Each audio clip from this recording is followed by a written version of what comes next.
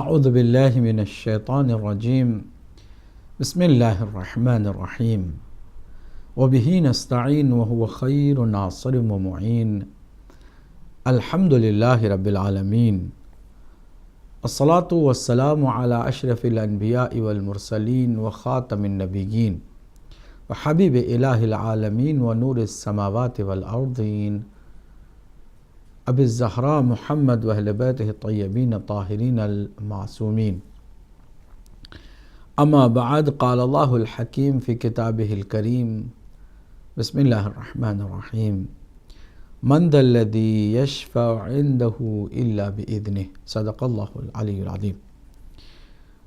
ناظرین، ہمیشہ کی طرح اللہ کی حمد و ثنا اور اس کی تعریف و تمجید کو ہر چیز پر مقدم رکھتے ہیں، محمد مصطفیٰ صلی اللہ علیہ وآلہ وسلم اور آپ کے خاندان مطہر پر درود و سلام بھیجتے ہیں، اور یقیناً ہمارا یہ بھی طریقہ ہے کہ آپ کی خدمت میں بھی سلام محبت پیش کریں اور آپ کا استقبال کریں پروگرام ہمارے عقائد میں۔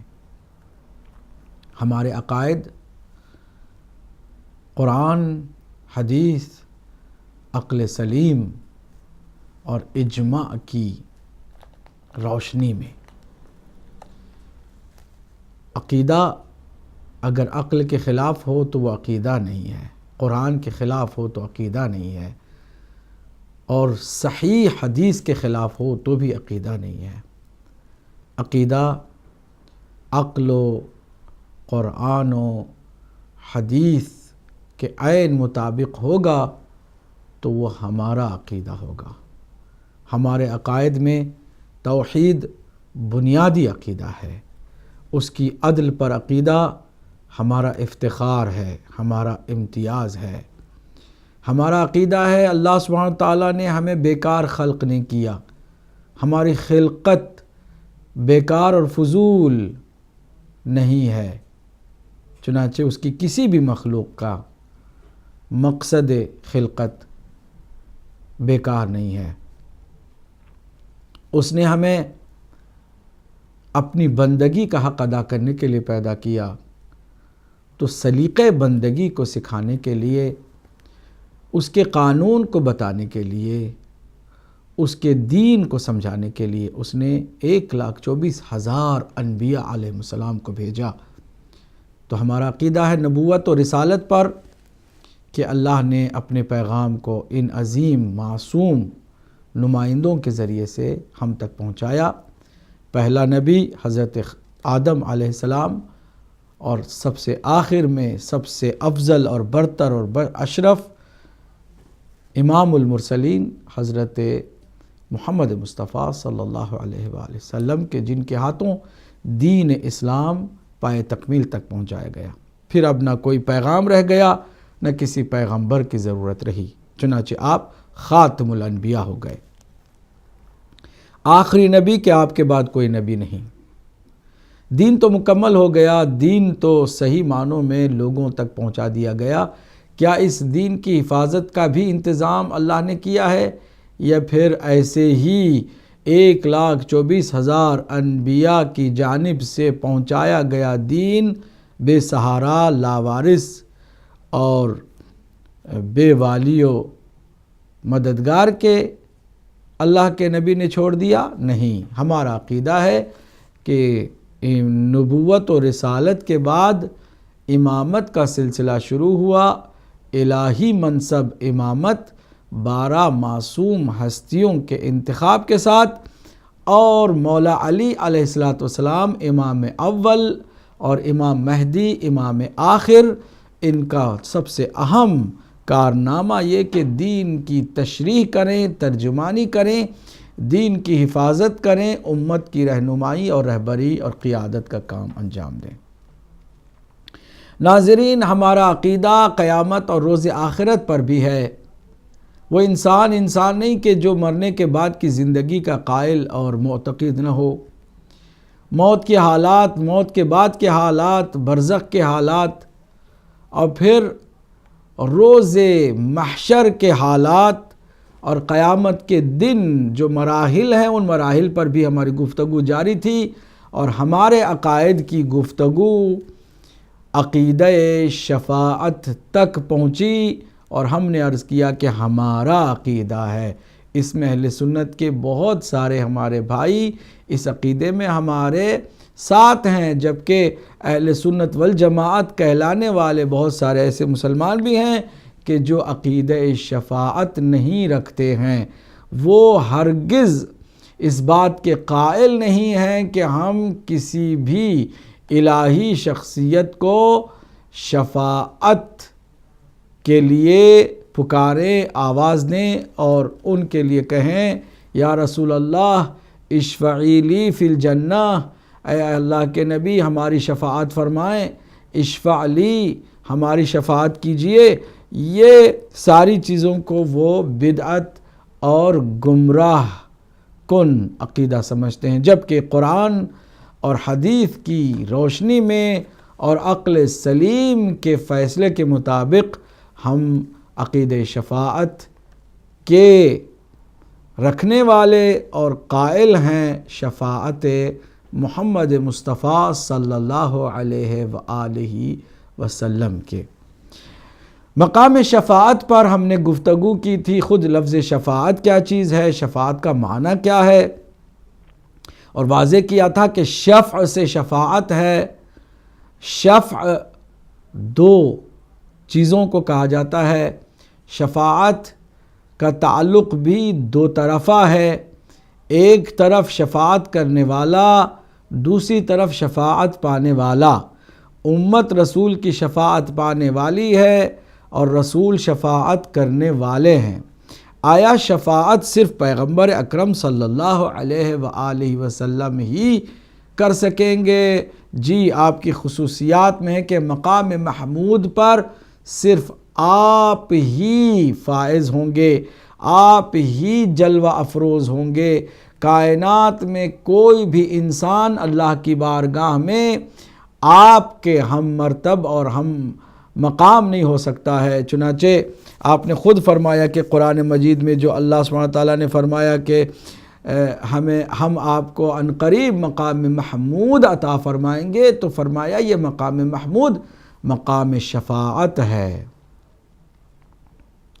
انبیاء علیہ السلام بھی اپنے اوپر ایمان لانے والے امت کے چند افراد کی شفاعت کریں گے، لیکن محور اور مرکز شفاعت کا سرکار دو عالم سید المرسلین اور راحت المشتاقین حضرت محمد مصطفیٰ صلی اللہ علیہ وآلہ وسلم ہے، اور کوئی نہیں ہے۔ اور آپ کی خدمت میں ہم بتا دیں کہ شفیعان روز جزا اس سے پہلے بھی بتا چکے ہیں، گزشتہ گفتگو کو خلاصتاً عرض کرتا ہوا آج کی گفتگو سے اس کا ربط دینا چاہوں گا، توجہ سے آپ سنیں گے، انشاءاللہ المستعان آپ کے اور ہمارے معلومات میں اضافہ ہوگا۔ انبیاء علیہ السلام ہیں، لیکن خاتم الانبیاء مقام محمود پر فائز ہیں۔ ملائکہ بھی شفاعت کریں گے، وہ ملائکہ جو ہمارے اعمال پر نگراں ہیں اور ناظر ہیں، ہماری خوبیوں کو دیکھ کر کے اللہ کی بارگاہ میں وہ ہماری شفاعت کر سکتے ہیں اور کریں گے، اور قرآن مجید کی سورہ نجم میں اس طرح کی آیت موجود ہے۔ اسی طرح شہداء جنہوں نے اپنا خون راہ خدا میں بہایا، جنہوں نے اپنا وجود اللہ کی خوشنودی کے خاطر اس کی بارگاہ میں نذرانے کے طور پر پیش کر دیا، ان کا بڑا حق ہوتا ہے، اور اللہ سبحانہ وتعالی شہداء کو شفاعت کا حق عطا کرتا ہے۔ جب بات شہداء کی ہوتی ہے تو سب سے زیادہ شہداء کے جو امام ہیں اور خود بھی شہید ہیں، کل کے کل 12 اماموں میں 11 امام شہید ہوئے ہیں۔ مولا علی علیہ السلام سے لے کے امام حسن عسکری علیہ السلام تک سب کے سب شہید ہوئے ہیں، سارے کے سارے شہادت کے درجے پر فائز ہوئے ہیں۔ اور پھر آپ جو ائمہ شہداء ہیں، یقیناً آپ کی شفاعت سب سے زیادہ قابل قبول ہوگی۔ اللہ سبحانہ وتعالیٰ ان معصوم ہستیوں کی شفاعت ضرور قبول کرے گا، اور جن کے حق میں شفاعت ہوگی وہ نجات پائیں گے۔ لیکن ایک ایسی خاتون بھی شفیعہ روز محشر کہلاتی ہیں کہ جنہیں نہ تنہا شہادت کا رتبہ عطا ہوا، آپ شہداء کی ماں بھی ہیں، شہداء کی ہمسر، شہید کی ہمسر اور شہید کی ماں ہیں۔ جناب سیدہ کائنات، شہزادی کونین، مادر حسنین، بنت رسول ثقلین، فاطمۃ الزہراء سلام اللہ علیہا کی ذات والا صفات، آپ بھی شفیع روز جزا ہیں۔ اور تو اور جب مولا علی علیہ السلام کی خدمت میں ایک نادان نے آ کر یہ بات کہی کہ یا ابا الحسن، آپ تو عظیم ہیں، آپ کے بچے بھی عظیم ہیں، آپ کے رسول بھی عظیم ہیں، آپ کی زوجہ معصومہ بھی عظیم ہیں، لیکن سنا ہے کہ آپ کے والد ایمان لانے سے رہے۔ عجیب و غریب مولا کائنات کے چہرے پر جلالت و ہیبت و رعب طاری ہوا۔ آپ بیٹھے ہوئے تھے، کھڑے ہو گئے، فرمایا اے شیخ تو نے کیا کہا کہ میرے بابا ایمان لانے سے رہے؟ سنو مجھ سے، والذی نفسی بیدہ، قسم ہے اس ذات کی جس کے قبضے قدرت میں مولا کائنات کی جان ہے، اگر قیامت کے دن میرے بابا چاہیں کہ کائنات کے تمام انسانوں کی شفاعت کریں، سارے گناہوں کو، سارے گنہگاروں کے گناہوں کو بخشوا لیں، تو اللہ سبحانہ وتعالی میرے بابا کی شفاعت کے انکار سے شرم کرے، اور کبھی ایسا نہ ہو کہ میرے بابا کی شفاعت ناقابل قبول ہو۔ یعنی مقام شفاعت پر میرا بابا فائز ہے۔ تم بات کرتے ہو ایمان لانے اور نہ لانے کی، میں بات کرتا ہوں اس مقام کی کہ جو مقام انبیاء کا اور اولیاء کا اور معصوم ہستیوں کا ہے، کہ اس مقام پر بھی میرا بابا فائز ہے۔ خلاصہ کلام یہ کہ ہر کسی کی منزلت اور عظمت و فضیلت کے لحاظ سے اسی کی حد میں شفاعت کا حق حاصل ہوگا، چنانچہ اولیاء اللہ کو بھی شفاعت کا حق حاصل ہوگا۔ اللہ سبحانہ وتعالیٰ جس کو اجازت دے، جو رحمان کے پسندیدہ اور رحمان کی اداؤں پر، اس کی پسند پر اپنی پسندوں کو، اپنی اداؤں کو قربان کرنے والے یقیناً شفاعت بھی کر سکیں گے۔ یہ ہیں چند وہ اہم نکات کہ جن کی ہم بات کرتے ہیں۔ اس کے علاوہ چند اعمال میں سے کچھ نیکیاں بھی ہیں کہ جو ہماری شفاعت میں مددگار ثابت ہوں گی۔ توجہ کیجئے گا، آج کے موضوع پر آ رہا ہوں، اس سے پہلے یہ بات نہیں ہوئی۔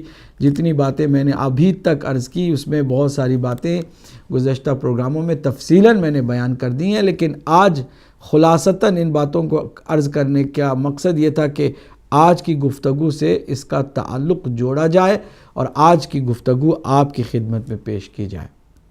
آج ہم آپ کی خدمت میں یہ بیان کرنے جا رہے ہیں کہ جہاں شفاعت کرنے والے یہ عظیم انبیاء، اولیاء، شہداء ہوں گے، وہیں کچھ اعمال بھی ہیں جو شفاعت ہماری کروائیں گے، نیکیاں بھی کچھ ہیں جو ہماری شفاعت میں مددگار ثابت ہوں گی۔ میں نے گزشتہ پروگرام میں عرض کیا تھا کہ ایک کتاب مختصر ہی صحیح ہم نے تقریباً کوئی 14 سال پہلے یا بلکہ اس سے بھی بہت تقریباً ہم نے اس کو لکھا، اس کی جو ہے پراپر چھپائی جو ہے وہ 2002 میں ہوئی تھی، اور اس کو ہم نے تقریباً 14-15 سال پہلے لکھا تھا۔ اس کتاب میں ہم نے کوشش کی ہے کہ شفاعت کو خلاصتاً صحیح معنوں میں لکھ دیا جائے۔ اب اس شفاعت کی اسی کتاب کے اندر ہم نے ان اعمال کا بھی ذکر کیا ہے کہ جو شفاعت کرنے والے اعمال ہیں۔ پہلی چیز خود نماز ہے۔ یاد رکھیے کہ نماز اگر انسان اس کا حق ادا کر دے تو نماز اپنے صاحب کو قیامت کے دن نہیں بھلائے گی، بلکہ وہ سپر بن کے آگے آ جائے گی اور اللہ کی بارگاہ میں شفاعت کرے گی۔ آپ سوچیں گے کہ شفاعت کرنے کے لیے بولنا پڑتا ہے تو کیا نماز بھی بولے گی؟ جی ہاں، قرآن مجید میں یہ بات مسلم بتائی گئی ہے کہ قیامت کے دن ہمارے اعمال کو بھی زبان مل جائے گی، وہ مجسم ہو کر ہمارے سامنے آئیں گے، اور چاہے وہ برائیاں ہوں چاہے وہ اچھائیاں ہوں، ان کی ایک شکل اللہ سبحانہ وتعالیٰ انہیں عطا کرے گا، اور وہ بولیں گی، وہ اعمال، وہ نیکیاں ہم سے گفتگو، خدا سے گفتگو کریں گی۔ ان میں سے ایک چیز نماز ہے۔ چنانچہ مولا کائنات علی ابن ابی طالب علیہ السلام نے نہج البلاغہ میں فرمایا کہ فَاجْعَلُوا طَاعَةَ اللَّهِ شَفِيعًا لِدَرْكِ طَلَبَتِكُمْ، قیامت کے دن جب تم شفاعت کے محتاج ہو جاؤ تو اپنی حاجتوں کی برابری کے لیے تم نماز، اللہ کی اطاعت بجا لاؤ کہ وہ تمہاری شفاعت کر سکتی ہے۔ یہ نماز بڑی عظمتوں کی مالک ہے۔ اب اس کے مقابل میں امام جعفر صادق علیہ السلام کا حسین قول بھی پیش کرنا ضروری سمجھتا ہوں کہ آپ نے فرمایا کہ لا تنال شفاعتنا لمن استخف الصلاۃ یا لمن استخف بالصلاۃ، فرمایا کہ ہماری شفاعت اس کے شامل حال نہیں ہوگی کہ جو نماز کو سبک شمار کرے، نماز کو لاپرواہی کے ساتھ پڑھے۔ اب یہ جو لاپرواہی سے پڑھنے والے ان کا یہ حال ہے۔ اب جو پڑھتے ہی نہیں ہیں خود اندازہ لگائیں کہ ان کے لیے کیا ہونے والا ہے، ان کی کوئی شفاعت بھی ہو سکے گی کہ نہیں ہو سکے گی۔ کہ امام جعفر صادق علیہ السلام نے فرمایا کہ ہماری شفاعت ان کے شامل حال ہرگز نہیں ہوگی کہ جو نماز کو سبک شمار کریں، ہلکا لیں، اس کی طرف توجہ کم کریں، لاپرواہی سے، غفلت سے، بے خبری سے نماز پڑھیں۔ تو نماز اگر صحیح معنوں میں ہم پڑھتے ہیں اور اس کو صحیح سمجھ کر پڑھتے ہیں تو وہ خود بھی ہمارے لیے شفاعت کا سبب بنے گی۔ دوسری چیز، گناہوں سے لگاتار اللہ کی بارگاہ میں معافی مانگتے رہنا۔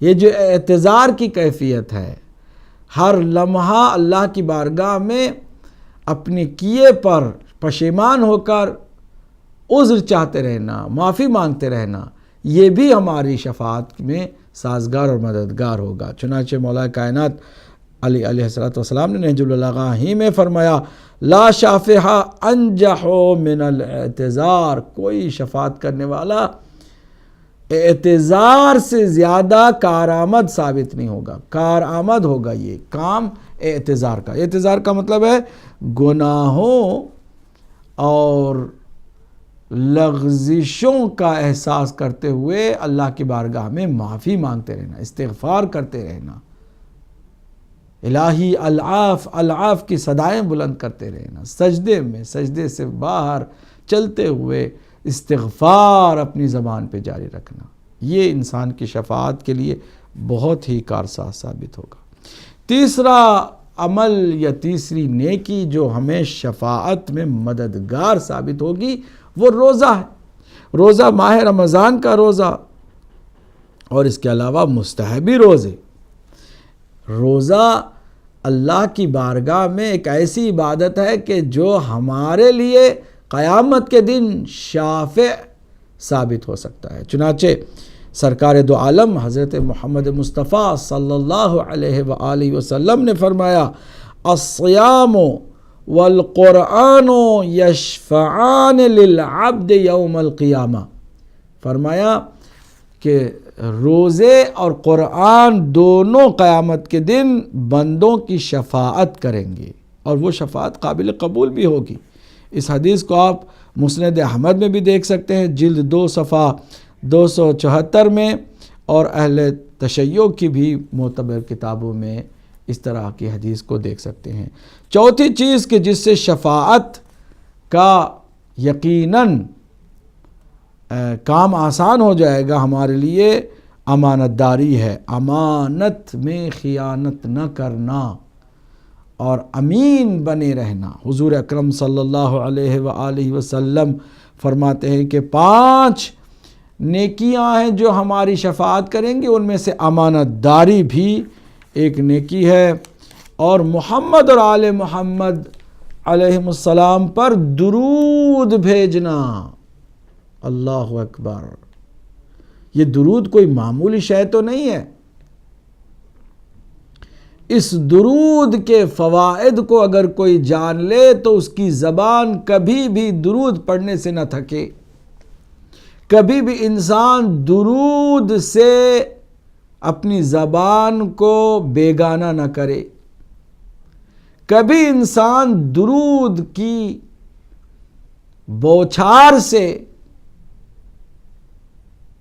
نہ اوب نہ جائے، بلکہ لگاتار وہ درود کو پڑھتا رہے۔ کیوں؟ اس لیے کہ بڑے فوائد ہیں۔ ان میں سے ایک فائدہ یہی ہے کہ قیامت کے دن ہماری شفاعت میں یہی درود محمد اور آل محمد علیہ السلام پر ہمارے کام آئے گی۔ دیکھیے امام زین العابدین، سید الساجدین، امام العارفین علی ابن الحسین علیہ السلام نے کیا فرمایا؟ صحیفہ سجادیہ کی 31ویں دعا ہے، اس دعا میں آپ نے یہ فرمایا کہ وَصَلِّ عَلَى مُحَمَّدٍ وَآلِهِ صَلَاةً تَشْفَعُ لَنَا يَوْمَ الْقِيَامَةِ وَيَوْمَ الْفَاقَةِ إِلَيْكَ، پروردگار محمد اور آپ کی آل پر درود بھیج، ایسی درود کہ جو ہماری شفاعت کرے قیامت کے دن، اور اس دن کہ جس دن انسان تیری طرف محتاج اور نیازمند ہو جائے گا۔ درود کے لیے بڑی فضیلتیں بتائی گئی ہیں۔ درود سے دلوں میں جو نفاق ہے وہ دور ہوتا ہے، درود سے عشق رسول اور آل رسول میں اضافہ ہوتا ہے، درود سے کینے تمام ہوتے ہیں، دشمنیاں ختم ہوتی ہیں، درود سے غصہ ٹھنڈا ہو جاتا ہے، درود سے آپس کا جو پیار ہے اس میں اضافہ ہوتا ہے، درود سے چہرے میں نورانیت پیدا ہوتی ہے، درود سے انسان کی زندگی کو ایک نیا معنی ملتا ہے، درود سے انسان کی زندگی بگڑتے بگڑتے بن جاتی ہے، انسان کی ناکامیاں کامیابی میں بدل جاتے ہیں، درود سے کڑواہٹ مٹھاس میں تبدیل ہو جاتی ہے۔ یہ ایک حقیقت ہے۔ چنانچہ احادیث میں ملتا ہے کہ شہد کی مکھی سے سرکار دو عالم صلی اللہ علیہ وآلہ وسلم نے گفتگو فرمائی، اور شہد کی مکھی سے یہ پوچھا کہ یہ بتاؤ کہ تم میٹھے پھولوں پر بھی بیٹھتی ہو اور کڑوے رس والے پھولوں پر بھی بیٹھتی ہو، تو کڑوے پھولوں سے مٹھاس کیسے پیدا ہو جاتی ہے تم جب شہد میں وہ رس یوں استعمال کرتی ہو؟ تو شہد کی مکھی نے کہا یا رسول اللہ، جب ہم کڑوے پھولوں پر بیٹھتی ہیں تو آپ اور آپ کی آل پاک پر درود پڑھ دیا کرتی ہیں، اور جب ہم درود پڑھتی ہیں تو وہ جو رس ہے کڑوا وہ مٹھاس میں بدل جاتا ہے۔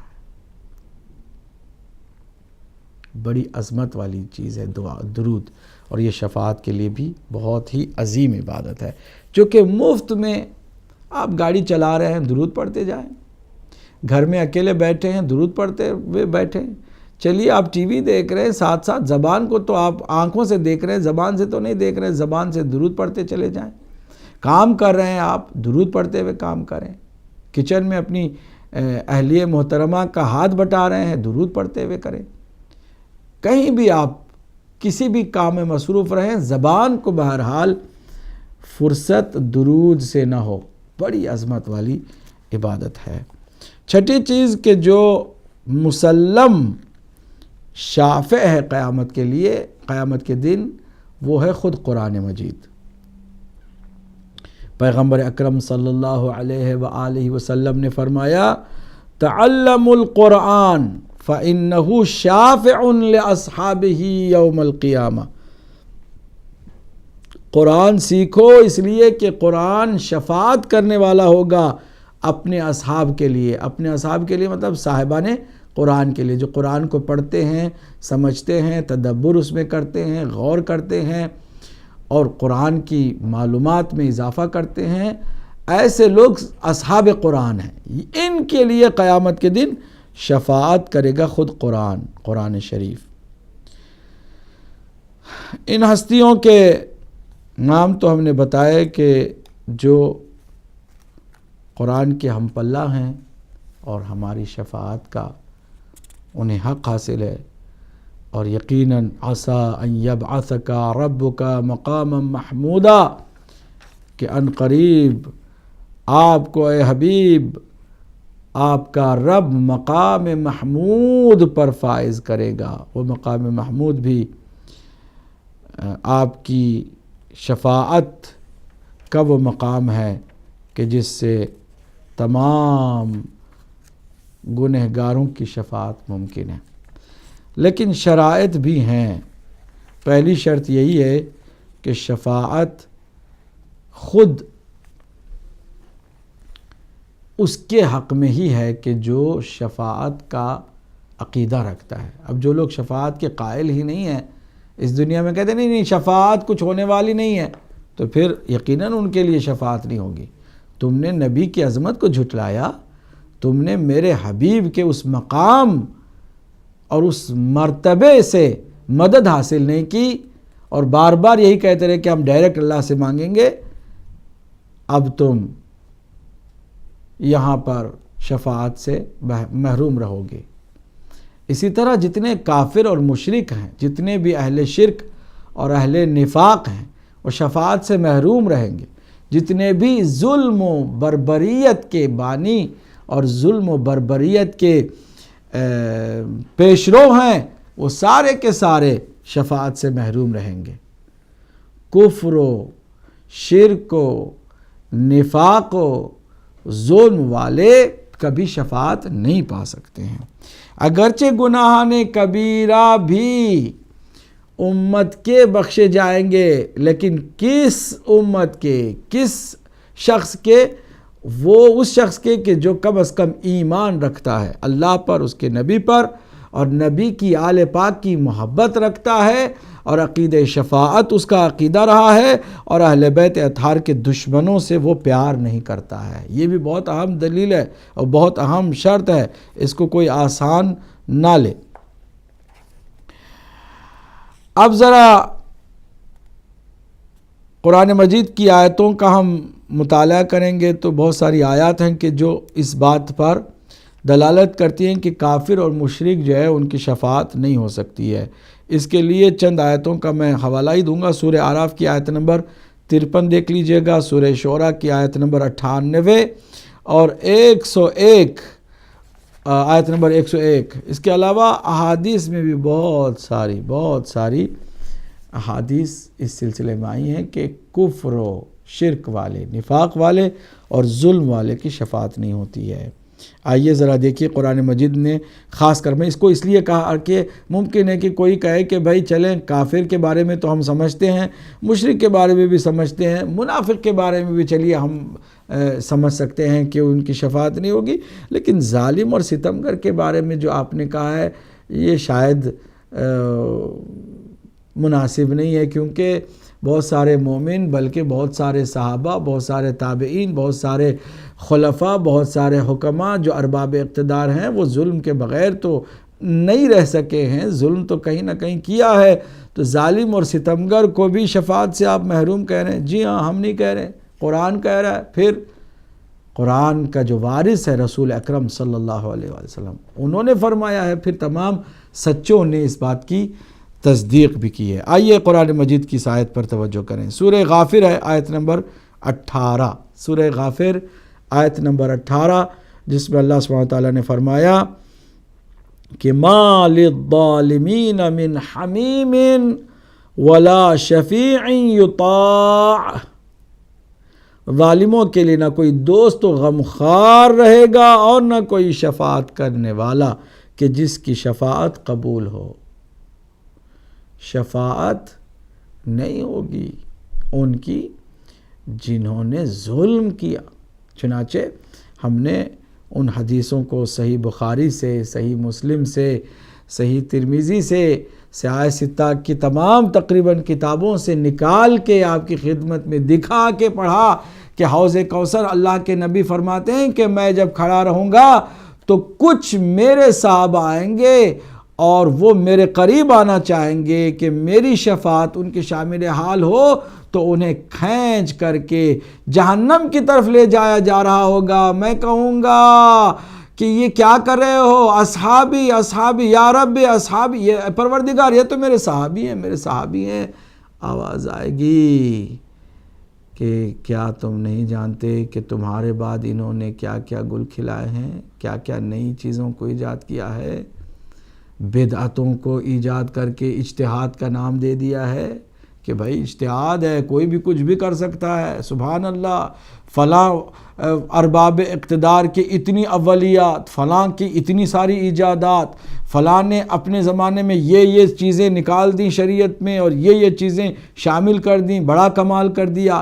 جتنی بدعتیں ان لوگوں نے کی جو صاحبان اقتدار تھے، کسی نے نہیں کی، لیکن ان بدعتوں کو ہم نے اجتہاد کا نام، اولیات کا نام بہت بہت کمال کے طور پر پیش کر دیا اور سمجھتے رہے کہ صرف ہم بے بس اور گنہگار ہی جو ہے کوئی غلط بات کریں تو غلط ہے، ورنہ بڑے لوگ صحابہ ہوں، تابعین میں سے ہوں، ارباب اقتدار ہوں، خلافت کی مسند پر بیٹھے ہوئے ہوں، وہ کچھ بھی کر لے سب صحیح ہے۔ یہ ہمارے ذہنوں پر ایسے عجیب و غریب خیالات مسلط کر دیے گئے، آنکھوں پر پٹی باندھ دی گئی کہ ہم کچھ بھی نہ دیکھیں، کچھ بھی نہ کہیں۔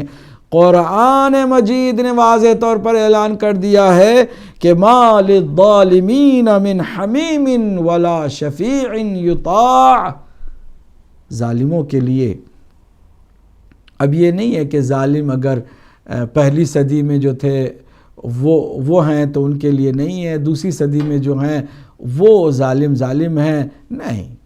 آدم علیہ السلام سے لے کے پیغمبر اکرم صلی اللہ علیہ وآلہ وسلم کے زمانے تک، اس کے بعد سے لے کے آج تک اور آج سے لے کے قیامت تک، جس کسی نے بھی کسی بندے خدا پر ظلم کیا وہ شفاعت ہرگز نہیں پا سکتا ہے، اس کی شفاعت ہرگز نہیں ہو سکتی۔ اور خاص کر اگر کوئی رسول اللہ صلی اللہ علیہ وآلہ وسلم کی اولاد کا خون بہائے، گالیاں علی اور اولاد علی کو دے اور ممبروں سے اس بدعت کو جاری کر دے اور 80 سال سے زیادہ یہ سلسلہ جاری رہے اور پھر بھی اس کی شفاعت ہو جائے گی، یہ قرآن کی آیت ہے، مذاق نہیں ہے، اور یہ عقل بھی کہتی ہے، عقل کا بھی یہی تقاضا ہے۔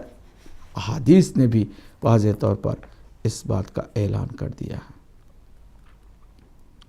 اور اس کے علاوہ یاد رکھیے کہ یہ ہمارا مضبوط ترین عقیدہ ہے کہ خاندان رسالت کے جتنے بھی دشمن ہیں، پیغمبر اکرم صلی اللہ علیہ وآلہ وسلم کے زمانے سے لے کے آج تک اور آج سے قیامت تک جتنے بھی دشمنان آل رسول علیہ السلام ہیں، کسی بھی فارم میں دشمنی کرنے والے، فضیلت کو گھٹانے والے، فضیلت کو چھپانے والے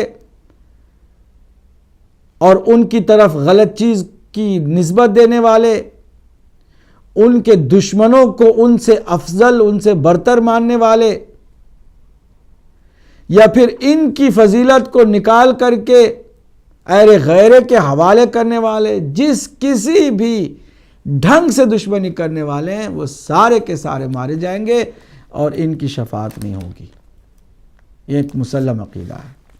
جتنے اس وقت ناصبی ہیں، جتنے اس وقت خارجی ہیں، جتنے بھی دشمن اہل بیت ہیں، دشمنی مختلف طریقوں سے اپنی ظاہر کرتے ہیں، یہ سارے کے سارے شفاعت سے محروم رہیں گے۔ انہیں اچھی طرح سے سمجھ لینا چاہیے۔ اجر رسالت اللہ نے مودت اہل بیت کو قرار دیا ہے۔ اگر کوئی مودت نہیں رکھتا ہے تو وہ اجر رسالت ادا نہیں کرتا، اور جو اجر رسالت ادا نہیں کرتا ہے اس سے بڑا کوئی نمک حرام نہیں ہو سکتا، اور اس سے بڑا کوئی منافق نہیں ہو سکتا۔ آئیے اس حدیث کو ہم اختصار سے آپ کی خدمت میں پیش کریں۔ بہت طویل حدیث ہے، میں چونکہ آج چاہوں گا کہ کچھ کالز آپ کے بھی لوں، تو اس حدیث کی طرف بھی آپ توجہ کریں۔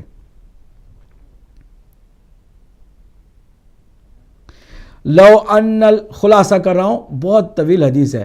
لو ان الملائکۃ المقربین والانبیاء المرسلین شفعوا فی ناصب ما شفعوا، اللہ اکبر۔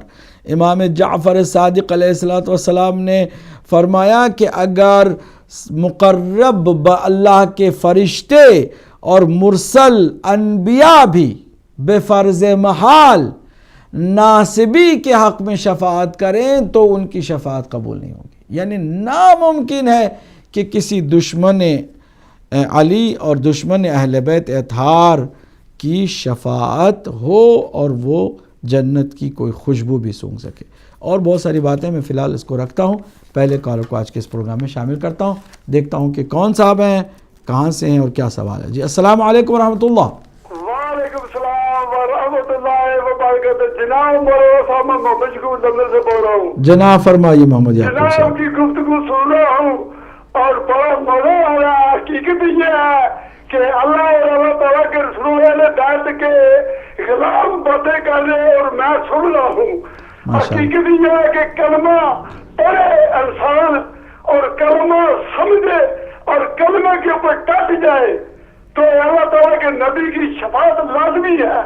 کوئی شک اس میں کہ کلمہ تو بہت لوگوں نے پڑھا ہے لیکن غلامی کا دعویٰ بہت کم لوگوں نے کیا ہے۔ تین ہونے کا دعویٰ کیا ہے، غلامی کا دعویٰ نہیں کیا۔ جو آدمی کلمہ پڑھ کے اللہ تعالیٰ کے نبی اور اہل بیت کی غلامی کا دعویٰ کر لے ان کے لیے شفاعت نبیوں کی لازمی ہے۔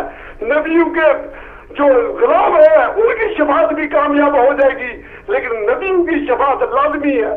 جناب کا پروگرام میں سن رہا ہوں۔ حقیقت یہ ہے کہ علم کے شہر ہیں آپ لوگ اور اس سے ہم لوگوں کو علم مل رہا ہے اور آپ کے علم کی میں ستائش کرتا ہوں اور آپ کا علم اتنا اچھا علم ہے کہ اندھوں کو بھی آنکھیں دے رہا ہے، نپڑوں کو بھی علم دے رہا ہے اور علم ہم تک پہنچ رہا ہے آپ لوگوں کے ذریعے سے۔ جناب کا شکریہ ادا کرنے کے لیے میں ٹیلیفون کرتا ہوں۔ جزاک اللہ، بہت بہت شکریہ۔ علم کے آپ لوگ خزانے ہیں اور ہم لوگوں کو آپ لوگوں سے سیکھنا چاہیے۔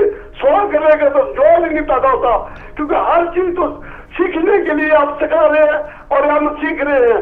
اسی کے ساتھ میں جانا چاہتا ہوں اور آپ کو ادب کے ساتھ سلام عرض کرتا ہوں۔ وعلیکم السلام ورحمۃ اللہ، اللہ حافظ۔ بہت بہت شکریہ آپ کا۔ ہمارے محترم محمد یعقوب صاحب تھے، ہمیشہ آتے ہیں اپنے پاکیزہ جذبات کے ساتھ دعاؤں سے نوازتے ہیں اور یقیناً پاکیزہ دل میں پاکیزہ جذبات ہی ابھرتے ہیں۔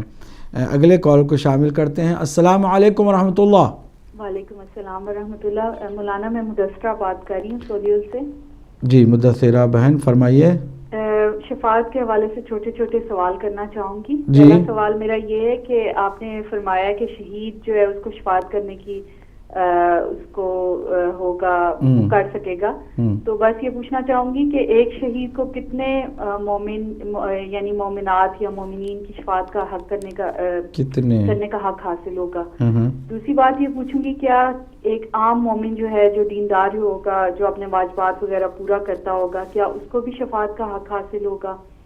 اور تیسری بات یہ کہ جو حافظ قرآن جیسے آپ نے کہا کہ قرآن کو حق حاصل ہوگا شفاعت کرنے کا تو کیا جو قرآن کے حافظ ہوں گے کیا ان کو بھی شفاعت کرنے کا حق حاصل ہوگا؟ قرآن سے جو قرآن کے حافظ ہوں حافظ قرآن حفظ کیا ہو ہاں تو کیا وہ بھی لوگوں کی شفاعت کر سکیں گے؟ اور آخری بات یہ کہ جیسے سید کا بہت احترام ہے دنیا میں بھی کہ اگر وہ فاسق اور فاجر بھی ہو اس کا احترام کیا جائے اور اس کے ساتھ بد اخلاقی نہ کی جائے تو ایک گناہگار سید جو ہے قیامت کے دن اس کی کیا پوزیشن ہوگی؟ کیا اس کی شفاعت ممکن ہوگی؟ بس یہی سوال ہے میرے. شکریہ. اللہ ٹھیک ہے جزاک اللہ. بہت بہت شکریہ آپ کا. آپ نے سوال اچھے کیے ہیں. انشاءاللہ سوالوں کے جواب بھی ہم دیں گے. اگر اگلے کالر ہیں تو ان کو بھی شامل کرتے ہیں. جی السلام علیکم ورحمۃ اللہ. السلام علیکم ورحمۃ اللہ. جی وعلیکم السلام ورحمۃ اللہ وبرکاتہ. عرفان شاہ بول رہا ہوں لندن. جناب عرفان شاہ صاحب فرمائیے. الحمدللہ اللہ کا شکر. آپ فرمائیے. میں نے یہ پوچھا تھا عشرہ مبشرہ والے جو ہیں کیا ان کو مقام شفاعت کی ضرورت پڑے گی ہمارے عقیدے کے مطابق کہ نہیں؟ پہلے تو عشرہ مبشرہ کی حدیث ہی جو ہے وہ اس پر بات کرنے کی ضرورت ہے. ہم نے کئی دفعہ سوچا تھا کہ پورا ایک پروگرام کریں گے. وہ حدیث ہی جو ہے وہ انشاءاللہ ثابت کریں گے کہ وہ موضوع احادیث میں سے وہ ایک یہ بھی ہے. جعلی احادیث میں فیبریکیٹڈ حدیثوں میں سے اس کا بھی ایک شمار ہوتا ہے. بہرحال سوال کیا ہے آپ کا؟ جی یہی اصحاب اور ازواج میں سے کس کس کو ضرورت ہے شفاعت کی یا کس کو نہیں ہے؟ کیونکہ آپ صلی اللہ علیہ وسلم کے وصال کے بعد بہت جنگیں بھی ہوئی ہیں جو کہ قربہ میں ہوئی ہیں. کچھ تو رسول اللہ کے خاندان کے قربہ ہیں اور کچھ جو اپنی طرف سے رسول اللہ نے جن کو قربہ بنایا تھا وہ اور ایک اللہ تعالیٰ کی طرف سے قربہ. ٹھیک ہے. تو ان میں کن کن سے شفاعت کی ضرورت پڑے گی؟ ٹھیک ہے. بہت بہت شکریہ.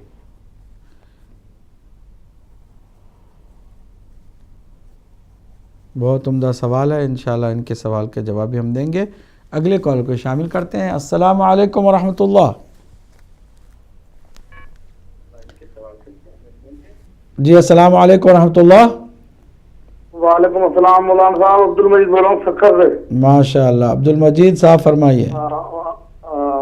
میرا ایک سوال ہے شرعی مسئلہ ہے کہ میں نے کسی دوست سے 3 لاکھ روپے لیے تھے کاروبار کے لیے. تو وہ اس پہ شرط پہ کہ میں اس کو جو ہے 10,000 روپے مہینے دیتا رہوں گا وہ میں اس کو دیتا رہتا ہوں.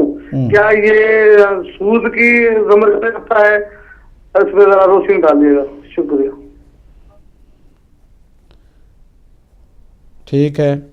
بہت عمدہ سوال ہے. بہرحال یہ ہمارے موضوع سے ریلیٹڈ نہیں تھا لیکن کوئی بات نہیں شرعی مسئلہ آ گیا تو اگلے کال کو شامل کرتے ہیں. السلام علیکم ورحمۃ اللہ. وعلیکم السلام سرکار. ماشاء اللہ. بسم اللہ فرمائیے سید علی جان. بسم اللہ سرکار. 2 سوال ہیں سرکار آپ سے. جی بسم اللہ. ایک تو عشرہ مبشرہ کے بارے میں یہ ہے کہ جب اگر رسول اللہ صلی اللہ علیہ وسلم نے کسی کو جنت کی دنیا میں اپنی زندگی میں بشارت دے دی تھی تو پھر کسی بزرگ کو یہ کیا کہنے کی ضرورت تھی اپنے بیٹے کو کہ جاؤ امام حسن یا امام حسین سے لکھوا کے لاؤ اور اس کو میرے کفن میں رکھنا؟ تو یہ کیسے ممکن ہے جب رسول اللہ نے گارنٹی دے دی تھی تو پھر کیا ضرورت تھی؟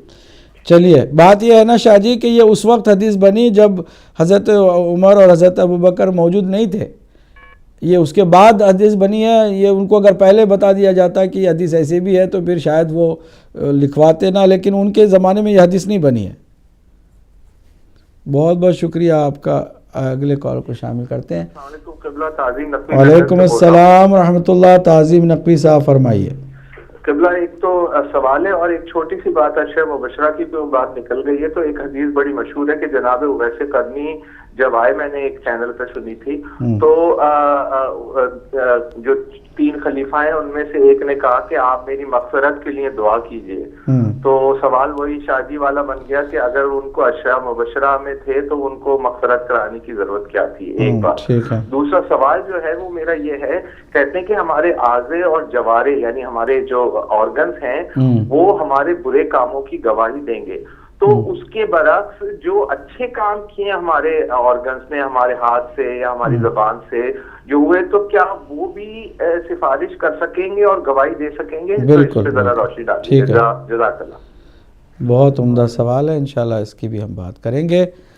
مزید صرف 2 یا 3 کال لے سکیں گے اور زیادہ ہمارے پاس ٹائم بھی نہیں ہے۔ جی السلام علیکم ورحمۃ اللہ۔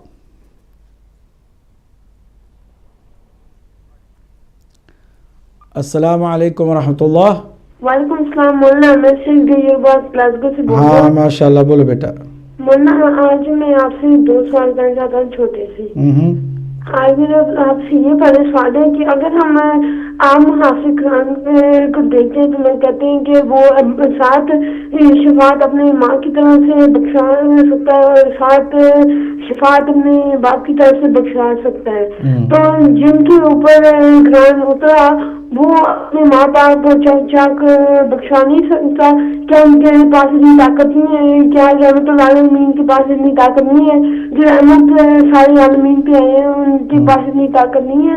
اور میرا دوسرا سوال یہ ہے کہ ماں باپ کے اوپر والدین کے اوپر والدین کی آپ شفاعت کر سکتے ہیں کہ والدین کی اولاد شفاعت کر سکتے ہیں؟ Thank you. ٹھیک ہے، بہت عمدہ سوال ہے۔ جی اگلے کال کو بھی شامل کرتے ہیں۔ جی السلام علیکم ورحمۃ اللہ۔ السلام علیکم ورحمۃ اللہ۔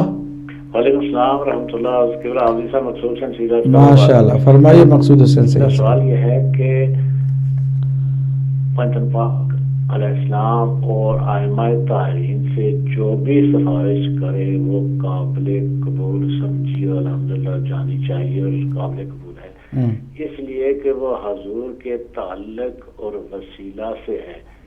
تعلق سے مراد رشتہ داری نہیں ہے، اس تعلق سے مراد جس میں حضور خوش ہے۔ میں یہ سمجھتا ہوں کہ کوئی وہ ایسی اگرچہ وہ سفارش کرنے میں انڈیپینڈنٹ ہی ہوں گے لیکن وہ کوئی ایسی سفارش نہ فرمائیں گے جس سے حضور نبی کریم متفق نہ ہوں۔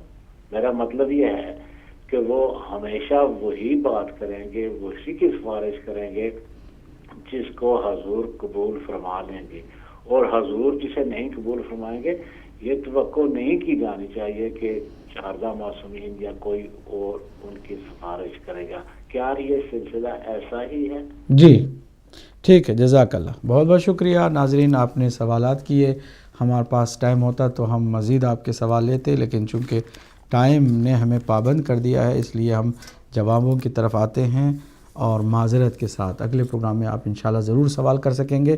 محمد یعقوب صاحب نے ہمیشہ کی طرح دعائیں دیں اور پاکیزہ جذبات کا اظہار فرمایا۔ ہماری بہن مدثرہ نے آج بہت عمدہ سوال کیے۔ پہلا سوال یہ کہ کیا جو شہید شفاعت کرے گا اس کی کوئی مقدار بھی معین ہے کہ وہ کتنے لوگوں کی شفاعت کر سکتا ہے؟ تو اصل میں ہر کسی کے اپنے، میں نے عرض کیا تھا کہ اپنے مرتبے اور اپنے مقام کے لحاظ سے وہ شفاعت کرے گا۔ وہ ممکن ہے کہ کوئی ایسا شہید ہو کہ جو 100-200 لوگوں کو کرے، ممکن ہے ایک ایسا شہید ہو کہ جو اپنے پورے خاندان کے سلسلے کو شفاعت سے جو ہے بخشوا لے، یا ممکن ہے کوئی ہزاروں کی تعداد میں لوگوں کو شفاعت کا جو ہے شفاعت کے ذریعے سے لوگوں کو بخشوائے۔ تو یہ کوئی تعداد معین نہیں ہے کہ کون شہید کتنی ہی مقدار میں۔ ہمارے یہاں کوانٹیٹی کی اتنی اہمیت نہیں ہوتی ہے، کوالٹی کی اہمیت ہوتی ہے کہ کیسی ہوگی اس کی شفاعت اور اس کے مقام اور اس کی فضیلت اور اس کے رتبے کے لحاظ سے وہ شفاعت کر سکے گا۔ عام مومن بھی کیا شفاعت کر سکتا ہے؟ جی ہاں، عام مومن جب اس قابل ہو جاتا ہے کہ وہ معصومین کی خوشبو کا حقدار بن جائے، وہ اتنے اپنے آپ کو پاک رکھے کہ مکروہات بھی اس سے سرزد نہ ہو۔ چنانچہ سید بن طاووس کے بارے میں ملتا ہے کہ کوئی مکروہ فعل بھی ان سے سرزد نہیں ہوا۔ اللہ اکبر، کوئی مکروہ فعل بھی ان سے سرزد نہیں ہوا اپنی زندگی میں. ایسا پاک و پاکیزہ جلیل القدر عام انسانوں میں سے ایسا عظیم انسان بھی تھا, سید تھا, بہت اہم شخصیت ہے سید بن طاؤس کی. تو پھر ایسے یقیناً لوگ ہیں کہ جن کو شفاعت کا حق حاصل ہوگا, جن کے اندر معصومین کی خوشبو پائی جاتی ہے.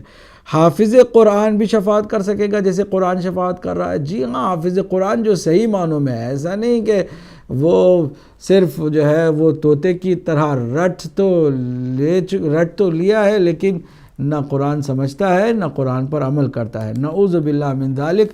ایسے حافظین پر تو شاید لعنت ہی برسے کہ جو نہ قرآن پر عمل کرے نہ وارث قرآن کو پہچانے, بس حفظ کر لے اور اپنے دماغ کو کمپیوٹر کی طرح استعمال کرے. ہم دیکھتے ہیں بہت سارے تیز بولنے والے, بہت سارے اسکالر کو جو کھڑے ہو کر کے بڑی زبردست گفتگو کرتے ہیں, بحث کرتے ہیں, مناظرہ کرتے ہیں, ڈیبیٹ کرتے ہیں, لیکن دل میں ذرہ برابر قرآن کے وارثوں کی محبت نہیں ہے. ایسے لوگوں سے کسی کو کچھ بھی نہ فائدہ ہوگا نہ ان کو خود اپنا کوئی فائدہ ہونے والا ہے. سید جو گنہگار ہیں ان کی کیا پوزیشن ہوگی؟ دیکھیے, سید اگر گنہگار ہے, اگر عقائد میں وہ ٹھیک ہے, اعمال میں اس کی کمی رہ گئی ہے تو اس کمی کو پورا کیا جائے گا, اگرچہ برزخ میں جو اس کو سزا دی جائے گی وہ بھی کسی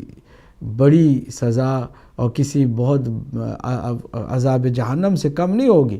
وہ سزا بھی ہوگی لیکن آخرت میں عاقبت اس کی جہنم نہیں ہوگی. خون رسول کے لیے یہ ایک اللہ کی جانب سے آنر ہے, ایک عزت اور توقیر ہے. لیکن بہرحال جن کے عقائد صحیح ہوں, جن کے عقائد صحیح نہیں ہیں وہ تو بہرحال کسی صورت میں نجات نہیں پا سکتے ہیں. عرفان شاہ صاحب لندن سے عشر مبشرہ کے بارے میں پوچھا کہ ان کی کیا پوزیشن ہوگی. بات اصل میں یہی ہے, عشر مبشرہ ایک ایسی چیز ہے کہ جو معاویہ ابن ابو سفیان کے زمانے میں تیار ہوئی. اس سے پہلے ان کا کوئی بھی جو ہے اس میں خود جو افراد کے نام گنے جاتے ہیں ان کو اس کی خبر بھی نہیں تھی. اور حضور کیا فرمائیں گے, ایک ایسے بچے کی روایت ہے کہ جو حضور کے زمانے میں شاید 2 مہینے کا یا 2.5 مہینے کا تھا اور وہ عبد الرحمن بن عوف کا بیٹا تھا. تو وہ تو حضور کے زمانے میں تھا نہیں کہ وہ حضور سے یہ روایت کرے. اس کے راوی بھی اتنے کمزور, اور یہ ساری جو ہے ہم کسی دن سند کے ساتھ لا کر پیش کریں گے کہ جو چیز مشہور کر دی گئی ہے. ایک مذہب ایسا ہے کہ جس کی کچھ روایتیں بے بنیاد ہیں اور وہ اس کو اتنا پروپیگیٹ کیا کہ لوگوں کی زبانوں پہ چڑھ گئی, اور زبانوں پہ چڑھنے کے ساتھ ساتھ لوگوں نے اسے سچ ماننا شروع کر دیا. جب ہم نے ماہ محرم و صفر کے درمیان یہ بات کہی تھی تو اچھے اچھوں کے دماغ ہل گئے, کہتے ہیں کیسے ہو سکتا ہے, اصحابی النجوم بأیہم اقتدیتم اہتدیتم. ہم بچپن سے سن رہے ہیں, ہر ممبر سے سن رہے ہیں, ہر مسجد میں یہ حدیث پڑھی جاتی ہے, اور کہاں کہاں یہ حدیث نہیں ہے, ہر زبان پر وہ جاری ہے, اور اس کو ہم نے کہہ دیا کہ وہ سیدھے سیدھے جعلی حدیث ہے, جا کر اس کے سند دیکھ لو. تو بہت سارے لوگوں کو شوق لگا, بہت سارے لوگوں کو لگنا بھی چاہیے کہ بچپن سے انہوں نے ایسی بات سنی نہیں تھی, بلکہ اس کا الٹا بار بار اس کو اتنی شہرت حاصل ہو گئی تھی کہ گویا اس سے سچی کوئی بات نہیں ہے, جبکہ وہ سراسر جھوٹ کا پلندہ تھا اور جعلی حدیث تھی. اور اہل سنت کے ہی علماء نے اس کو جعلی بتایا. جو علماء رجال ہیں انہوں نے اس کو واضح طور پر جعلی بتایا. اپنے سند کو پیش بھی نہیں کیا. اگر کوئی اصرار کرے تو ہم ضرور پیش کریں گے. اس لیے دوسری طرف جو ہے وہ خاموشی نظر آئی. کسی چیز پر اعتراض ہوا تو وہ صحیح مسلم کی ایک حدیث جس کو ہم نے پڑھا تھا کہ ادھورا کیوں پڑھ دیا, وہ بات تو بہت زیادہ اچھالی گئی, لیکن جو ہم نے یہ چیلنج کیا اس کا کسی نے جواب نہیں دیا. نہیں دے سکتا, کیونکہ جا کے آپ بیٹھیں گے نا تحقیق کرنے کے لیے, اس کی اسماء رجال کو دیکھیں گے تو ہر کوئی دیکھنے والا خود شرمندہ ہوگا کہ ارے یار واقعاً بھی یہ حدیث تو بے بنیاد ہے۔ اسی طرح کی حدیث ایک عشر مبشرہ میں مشہور کر دی گئی، اتنا مشہور کہ اس پہ کتابیں بھی لکھ دی گئیں۔ واہ واہ واہ، کیا بات ہے کہ ایک حدیث ایسی کہ لوگوں نے اپنی طرف سے بنائی، اس کو پروپیگیٹ کیا، پروپیگنڈا اس کا اتنا کیا، اتنا اس کا ڈھنڈورا پیٹا کہ لوگوں کی زبان پہ چڑھ گئی اور لوگ سمجھنے لگے کہ سچی حدیث ہے، جبکہ اس کا کوئی تعلق سچائی سے نہیں ہے کہ اللہ کے نبی۔ اور ویسے بھی سوچنے والی بات ہے کہ ایک طرف سے تو آپ کہتے ہیں کہ کلہم عدول، سارے صحابہ جنتی ہیں، اور دوسری طرف سے کہتے ہیں کہ نہیں 10 صرف جنتی ہیں، تو باقی کا کیا ہوگا جن کو اللہ کے نبی نے جنت کی بشارت دی؟ کیا بشارت دی؟ یہی کہ فلاں جنت میں، فلاں جنت میں، فلاں جنت میں ہے۔ تو یہ اگر ایسی بات ہے تو ٹوٹل جو ہے نا سب صحابہ کو پھر جنتی کیوں مانتے ہیں آپ؟ اگر صرف 10 ہی ہیں تو باقی لوگوں کا کیا ہوگا؟ یہ عجیب و غریب ہے۔ بہرحال کچھ لوگوں کے کرتوتوں پر پردہ ڈالنے اور کچھ لوگوں کے مسلم ظلم کو چھپانے کے لیے ان کا نام اس میں شامل کر کے کہہ دیا کہ جناب یہ وہ لوگ ہیں کہ جن پر کوئی بات نہ کرے کیونکہ نبی نے کہہ دیا کہ جنت میں جائیں گے۔ ایسی کوئی بات جو ہے نا وہ سرٹیفکیٹ بلینک چیک ہمارا نبی کسی کے لیے ایشو نہیں کرتا ہے، نہ کوئی ایسا نبی ہے جو دنیا میں آیا ہو اور اس نے بلینک چیک دیے ہوں، نہ ہمارے کسی امام سے کوئی بلینک چیک کسی کو ملی ہے۔ یہ نہیں، ہر کوئی اپنے کردار اور اپنے اعمال کے مطابق وہاں محشور ہوگا، جس کا جو عمل ہوگا اس کے مطابق اسے اس کی سزا یا جزا ملے گی۔ یہ سب چیزیں نہیں ہیں۔ ہاں شفاعت ہے، اگر عقیدے میں کوئی کمی نہیں ہے، ظلم نہیں کیا ہے، باقی کچھ ذاتی گناہ کیے ہیں تو یقیناً اس کے لیے شفاعت ہے، گنہگاروں کے لیے ہی شفاعت ہے۔ اب جو سوال آپ نے کیا کہ ازواج و اصحاب میں سے کس کو شفاعت کی ضرورت ہوگی، کس کو نہیں ہوگی، سب کو ضرورت تو شفاعت کی ہوگی، لیکن کس کو ہوگی شفاعت، کس کی نہیں ہوگی، یہ تو قیامت کے دن ہی پتہ چلے گا۔ یہ ایک چیز مسلم ہے کہ ظلم کرنے والا چاہے کوئی بھی ہو، چاہے کسی بھی شکل میں، کسی بھی لباس، کسی بھی ٹائٹل اور کسی بھی زمانے کا ہو، وہ ہرگز شفاعت کا حقدار نہیں ہو سکتا ہے۔ عبد المجید سکر صاحب نے سوال یہ کہا کہ کسی نے پیسے دیے ہیں اور وہ اس کے بدلے میں ہر ماہ 10,000 دیتے ہیں، تو کیا یہ سود کے زمرے میں آتا ہے؟ اگر آپ نے ان پیسوں کو لیتے اسے کہا کہ میں اس کا جو منافع ہے اس میں سے اتنی رقم میں آپ کو دیتا رہوں گا، اور وہ کمائی جو ہے وہ آپ کے پیسوں سے، پیسے آپ کے، محنت میری، پلان میرے، تدبیر میری، سب کچھ میرا، آپ کے پیسے، کیپٹل آپ کے، تو آپ کیپٹل پارٹنر ہیں، اور اس میں جو کماؤں گا اس میں آپ کو 10,000 روپے دیتا رہوں گا، تو یہ سود نہیں ہوگا اور حلال ہوگا دینے والے کے لیے بھی، لینے والے کے لیے بھی۔ لیکن اگر ایسا کچھ نہیں ہے کہ میرا بیڑا غرق ہو پھر بھی میں دیتا رہوں گا، نقصان ہو جائے اور وہ میرا بزنس جو ہے وہ برباد بھی ہو جائے، پھر بھی چونکہ آپ سے میں نے پیسے لیے ہیں تو آپ کو میں 10,000 روپے لوٹاتا رہوں گا، تو یہ تو پھر سود ہی کے زمرے میں آتا ہے، اور ہمیں اس طرح کے معاملے سے پرہیز کرنا چاہیے۔ سید علی جان شاہ صاحب نے بھی بہت عمدہ عشر مبشرہ پر گفتگو کی کہ اگر یہ بات درست ہوتی تو پھر امام حسن سے لکھوانے کی بات کیوں کی کہ جاؤ صاحبزادے لکھوا کے لے کر آؤ۔ یہی نہیں بار بار اگر علی نہ ہوتے تو میں ہلاک ہو جاتا، پھر ہلاک کیوں ہوتے جب آپ کے لیے پہلے سے سرٹیفکیٹ ملی ہوئی ہے؟ یا پھر یہ کہ مرنے سے پہلے حضرت ابوبکر نے پچھتایا، کاش میں فلاں کام نہ کرتا، کاش میں فلاں کام کرتا، اتنا پچھتایا، جبکہ آپ کے پاس سرٹیفکیٹ موجود ہے، آپ کو تو کسی چیز کی پچھتاوے کی ضرورت ہی نہیں ہے۔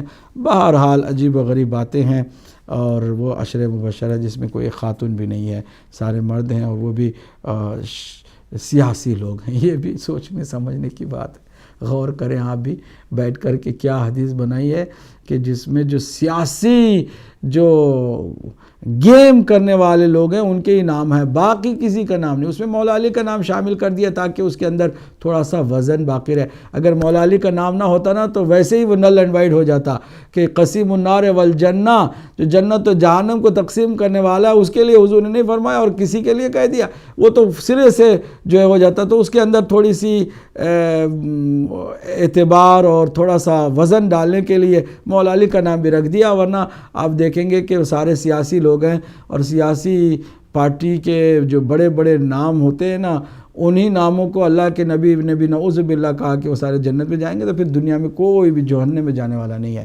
جن کے اتنے سارے اپنے حکومتی مسائل میں پرابلمز ہوں اور وہ کوئی جہنم کی ہوا نہ کھائیں اور سارے کے سارے جنت میں ہوں، تو پھر جہنم میں کون جانے والا ہے۔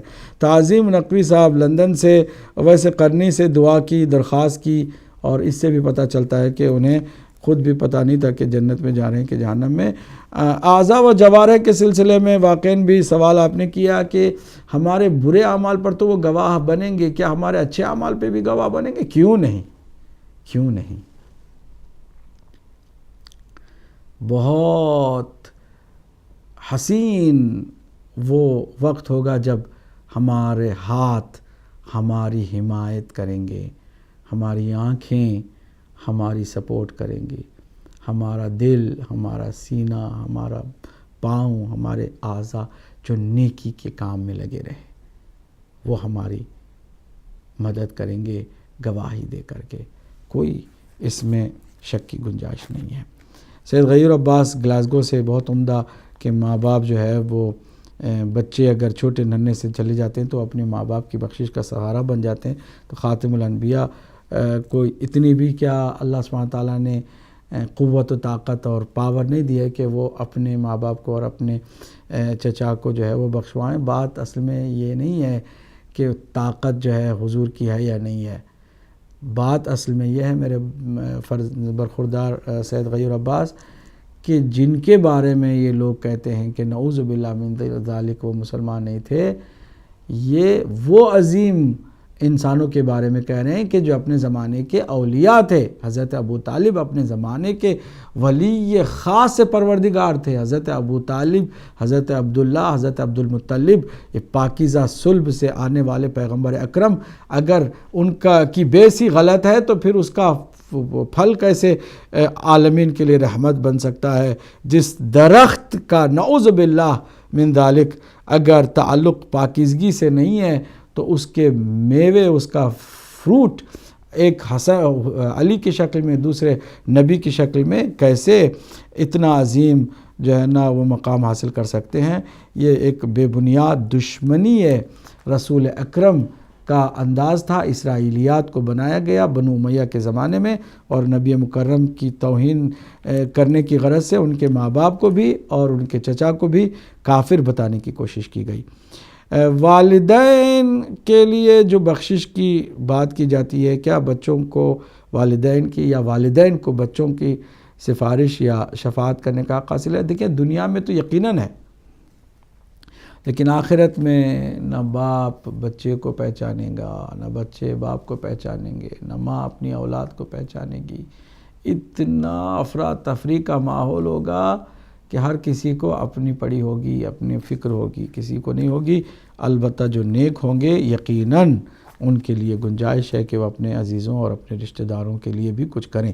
مقصود حسین سید صاحب واٹفورڈ سے یہ آپ نے فرمایا کہ پنجتن پاک کی جو شفاعت ہے، کیا انہی کی حضور جن کی شفاعت چاہتے ہیں انہی کی یہ نہیں کریں گے؟ کیوں نہیں؟ دیکھیں خالی حضور کی نہیں، حضور اکرم صلی اللہ علیہ وسلم بھی اس کی شفاعت نہیں کریں گے جس کی شفاعت اللہ کے نزدیک قبول نہیں ہے، یعنی اللہ نے سمجھا اللہ کے نزدیک وہ منافق ہے اور حضور شفاعت کرنے چلے ہیں، حضور بھی ایسی شفاعت نہیں کریں گے کسی کے لیے۔ جو ظالم ہے، جو کافر ہے، جو مشرک ہے، جو منافق ہے اور جس کا عقیدہ غلط ہے، وہ ہرگز شفاعت نہیں پا سکتا ہے، نہ نبی کریں گے نہ ائمہ معصومین ان کی شفاعت کریں گے۔ شفاعت انہی کی ہوگی جن کے کم از کم بنیاد اور اصول صحیح ہوں اور فروع میں کمی پیشی ہوگی تو اس کا ازالہ کیا جا سکے گا انشاءاللہ۔ اللہ ہم سب کو توفیق دے کہ ہم صحیح معنوں میں شفاعت پر اعتقاد بھی رکھیں اور ساتھ ہی ساتھ ایسے اعمال کریں کہ ہمیں حضور کی بارگاہ میں جا کے شرمندہ نہ ہونا پڑے، بلکہ حضور ہمیں دیکھیں تو فخر کریں کہ شاباش میری امت کے لوگوں، تم نے میری امت کے ہونے کا حق ادا کیا اور مجھے اپنے اعمال سے تم نے شاد کیا۔